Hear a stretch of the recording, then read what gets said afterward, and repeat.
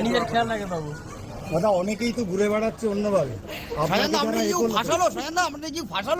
সম্পূর্ণ ভাষা নয়, কিছু বলতে রাজি, সম্পূর্ণ ভাষা নয়।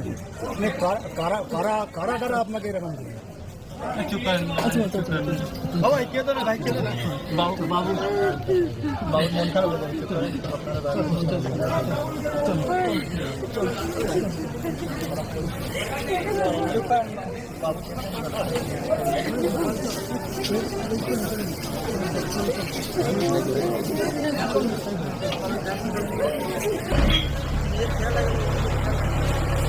ভাই খাওয়া দাওয়া করবে ঠিকঠাক?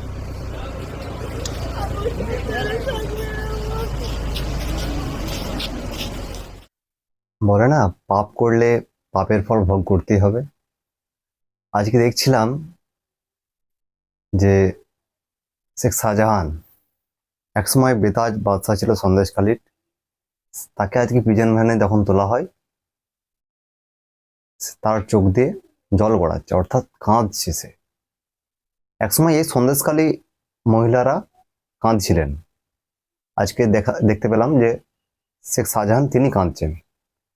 একসময় নওশাদ সিদ্দিকীকে 75 কিলোমিটার দূরে আটকে রাখা হয়েছিল, সন্দেশখালীতে প্রবেশ করতে দেওয়া হচ্ছিল না। আজকে কিন্তু সেই সন্দেশখালীতে একসময় যেখানে বেতাজ বাদশাহ শেখ শাহজাহানের ঘাঁটি, সরবেরিয়া হাই স্কুল মাঠে বিশাল জনসভা আছে। আজকে সেখানে বিশাল জনসভা আছে, সেই জনসভায় তিনি বক্তব্য রাখবেন। সাধারণ মানুষের বঞ্চিত, সন্দেশখালীতে যে অত্যাচার হয়েছে, জমি লুট হয়েছে, সাধারণ মানুষের ওপর যে অত্যাচার হয়েছে, সেই অত্যাচারের কথা তিনি তুলে ধরবেন। অপরদিকে আজকে শেখ শাহজাহানকে পিজন ভ্যানে তোলা হচ্ছিল, সেখানে তিনি কাঁদছেন। নিয়তির কি ফল দেখুন। একসময় যেখানে বিরোধীরা কোনো পতাকা উত্তোলন করতে পারতেন না, বিরোধীরা কোনো দল করতে পারবেন না, এইভাবে তার একটা দাপট ছিল সেখানে, সে দাপট আজকে কোথায় গেল ভাবুন। শেখ শাহজাহান তিনি উত্তর চব্বিশ পরগনার সেই ধরনের নেতা ছিলেন, তিনি বিভিন্ন ক্যান্ডিডেট যে হবে পঞ্চায়েতে, সেই ক্যান্ডিডেট তিনি নিয়ন্ত্রণ করতেন। বিধানসভায় কে টিকিট দেওয়া হবে কাকে, উত্তর চব্বিশ পরগনা জেলা জুড়ে তিনি নিয়ন্ত্রণ করতেন।